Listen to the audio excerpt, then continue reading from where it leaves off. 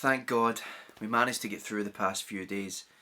If, like me, you've been hiding away, trying to avoid the Queen's omnipotent divine stare and those zombies with the top hats and Union Jacks and monocles, then it's okay. You can come out from underneath your rock. The Jubilee is over. Once again, the United Kingdom has been gripped by royal madness. It's kind of a neurological rabid illness whereby people abandon all ideas of progress and equality and instead replace them with sycophantic celebrations of a head of state who is exalted above all others simply because she was born into a certain family and who spends taxpayers' money whenever she wants a party, while she herself has a massive personal wealth which could easily keep her and her family living a luxurious lifestyle forever. The royal family is a very divisive issue, and I have a lot of dear family and friends who have no problem giving their loyalty to the Queen and actually enjoy these sorts of celebrations. So if you are like them, then you may find what I'm about to say a little bit offensive. But I think that the monarchy is a hangover from a bygone era. And one of those really bad hangovers, you know, the hangover where you're like throwing up but it sounds like you're angry while you're doing it.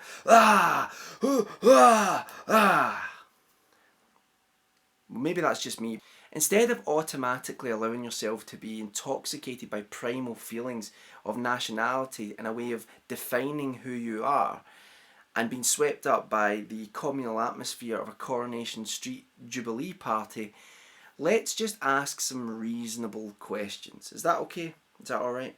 Are you with me? Good. I knew you wouldn't let me down. Question 1. Why do you admire the monarchy? I've asked this question over the past few days and I've had a variety of different answers. One of the most popular answers that people seem to give is, well, it's tradition. And yes, it is tradition. But not all traditions are good. We used to have a tradition of drowning people we believed were witches, beating children who couldn't keep up at school, shooting citizens who showed dissent, and passing off boy bands as some form of entertainment. The point is, not all traditions are worthy. And if you find yourself keeping a tradition alive just for tradition's sake, then there has to be the argument that that is a huge waste of time and energy. Another answer to this question is that, well, the royal family are just so charming. Well, do you know what? So is Edna, who lives at the bottom of my street. Okay, she dribbles down her chin, smells of urine and believes that shoes are a form of mind control device developed by the government. But just because she's so likeable doesn't mean that she should be the head of state, representing an entire country without being elected, meeting foreign dignitaries and promoting the aforementioned shoe conspiracy. Question number 2. Why should we, the taxpayers and citizens of the United Kingdom, pay the royal family to live a life of luxury, especially in these difficult times? The most common answer to that question is, well, the amount of tourism that they bring in, it benefits us all. Well, let's take a look at that claim.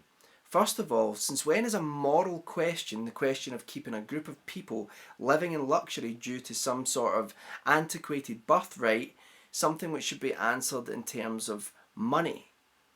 Sure, if we absolutely depended on it, we'd have all of the royalty we could handle. But the truth is, we don't depend on it.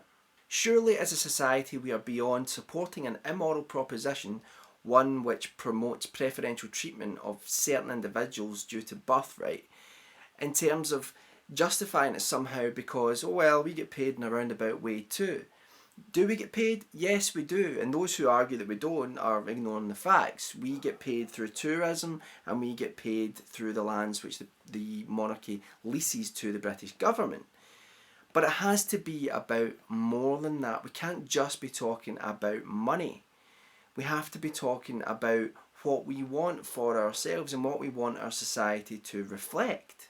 If the royal family abdicated tomorrow, would people stop visiting the United Kingdom? No, they wouldn't. People would still go to see London. Why? Because London is one of the greatest cities in the world. People would still be interested in the history of the country. There's so much to see. Sure, would we take a little bit of a hit? Probably, because there are tourists that like to point at Buckingham Palace and say, a real queen lives in there. But at the end of the day, if we are in the short term a little bit out of pocket and we have to stress here, it would never be to the degree that it would cripple us financially, then I think that's worth it to stand on more solid ethical ground. Question 3. What are they for? That's right, what function does the monarchy serve? And please again, don't say tourism, because it has to be about more than eating your dinner off of the Queen's face. That's not a tradition in this country, it's just that they sell plates with the Queen's face on it. You know, never mind. I just cannot find any valid reason for the monarchy to sit at the top of British society. But Mike, they inspire us. Really? They inspire you? If I were you, I would find something more worthwhile to aspire to, like being a potted plant. I jest. My pet plant Chuck refuses to grow in any sort of sensible direction. Be reasonable, goddammit. My friend, yes, I do have some, said to me the other day that it was more about nostalgia for a bygone era. Well, I miss a lot about things from Britain's past as much as anyone. I miss bowler hats and British stiff upper lippedness. But I don't think it was the monarchy which made Britain great. Exploitation and imperialism did that. I'm joking. Kind of. It was the people who made Britain in the first half of the 20th century. Celebrate that. I'd much rather see us having joyous celebrations for the generations who fought off tyranny and won than celebrating someone wearing a crown and a sceptre who says, "We are not amused," when you just so much as crack a fart joke. Another point which was made is that the monarchy work as a sort of forerunner to trade negotiations and other diplomatic matters. But I'm sorry, I don't buy that. I think that heads of state from other countries, the only reason that they sort of entertain it is because either they want something from Britain and they want to be seen to be showing some respect, or that their population actually likes the monarchy and they want to be seen to be embracing that as well. I don't think this has any bearing on any of the political movements that are made across borders behind closed doors. I mean, would you want Prince Philip to have anything to do with trade negotiations after all of his gaffes? I have to take just a moment here to say that Prince Philip is legendary. I mean, he's so offensive and somehow he gets away with it. I mean, dear Lord. If it has 4 legs and is not a chair, and if it has wings and is not an aeroplane, or swims and is not a submarine, the Cantonese will eat it. Or his remarkably kind comment to a 13-year-old kid who aspired to be an astronaut and one day fly in the Nova rocket. "Huh, well, you'll never fly in it. You're too fat to be an astronaut." Or how about what he said to a Scottish driving instructor? "How do you get the natives off the booze long enough for them to get through the test?" Or my favourite one, which he said to the Aborigines of Australia: "Do you still throw spears at one another?" His quotes are legendary if he were a comic character, and I know that was a terrible impersonation, but really, do you want that representing you? So many claim to hate the fame culture that we live in now, where people are just simply famous for being famous. This is what propels gossip columns into the public imagination. What did they eat? Who is he going out with? My God, what is she wearing? Well, do you know what? The royal family are simply just that. Famous for being famous, due to the family that they were born into and us, the British culture and society, who decide that they actually have a place in a progressive, modern, civilised world. Fame these days is a fleeting and arbitrary thing, but yet we still perpetuate through gossip these people who are just famous for being famous. If you have to promote someone, then why not someone like Ray Bradbury, who passed away yesterday, sadly, one of the great writers of our time. He inspired us through his words, and through those words he encouraged us to dream, while giving us words of caution in terms of what our society may have in store for it in the future. Why not promote someone like that who actually got to where they are through talent and hard work, rather than the monarchy who have this level of prestige just simply by default? Hold on, Mike, what about all that great charity work that the royal family does? Yes, they do a lot of great charity work, and they do draw attention to a lot of great causes. If you take Prince Charles, for example, I get the feeling off of him that he is actually a deeply empathetic man and that he does genuinely care about those around him. However, it's a lottery. You could have a king or a queen who all they care about is those around them. They want to make things better for them. But you equally could just get someone who is selfish and mean and narrow-minded. So it's a raffle, it's a lottery. It doesn't matter. So yes, there are some benefits to the royal family. Yes, there are some things that they do which are good. But it's more about what we want our society to be about, what we want it to reflect and say about ourselves. Do we want it to be a place where people are held as equals and are rewarded for their hard work? Or do we want to live in a society where only some people have to work hard, whereas the others get a free ticket to the game? The Queen has a personal fortune estimated at £350 million. She has a personal art collection which is valued at £10 billion.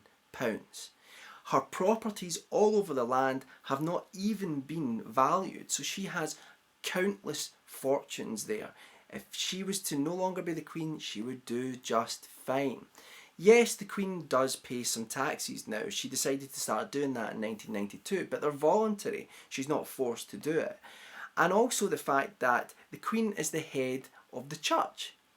So we have the head of the state who is also part of the church, which means the church and state are intertwined. And most people tend to have an understanding that is a bad thing. That's not representative of the wide variety of beliefs that are in this country. And it also means that someone who is Catholic or of another religion can never sit on the throne. And in the 21st century, that seems pretty silly to me. I could go on, but I'm hungry and my bacon is burning. I know a lot of good people, including a lot of good people on YouTube, who would say, well, Mike, come on, it's just an excuse for a party. Well, you know what, that's all fine and well, but I just wish we had something worthwhile to celebrate. And I think there are worthwhile things out there, far more worthwhile than celebrating the monarchy, which could bring the people of this country together. And before anyone jumps in and says, well, you're just a dirty Scot, well, do you know what? I'm a unionist as far as that I don't want the United Kingdom to split apart. I want it to stay together. But there are certain things about the union which I feel need to change. And I think this is one of them. I respect the British people's beliefs. If they want a monarchy, then they should have one. But I don't have to agree with those beliefs. And that is what I'm stating here. I think that's about everything I have to say on the matter. Please do feel free to leave a comment below and debate it with me. I'm happy to talk about it with anyone, but let's try and keep it civil, chaps and chapesses. It is only an opinion. I am really interested to hear what everyone has to say about it, but especially I'm interested to also hear the views of people that don't live in the United Kingdom, especially those who come from America, because it's always seemed strange to me that there is an element of the American public which seems to have a fascination with the royal family, when, as far as I can see it, one of the greatest things about the USA is that they overthrew the imperialism of the British Empire and the tyranny of that empire. So I'd be interested to hear what you guys think about it. As always, website, Facebook, podcast, other YouTube channels, etc., etc. And I hope you all have a lovely day. Oh shit, my bacon.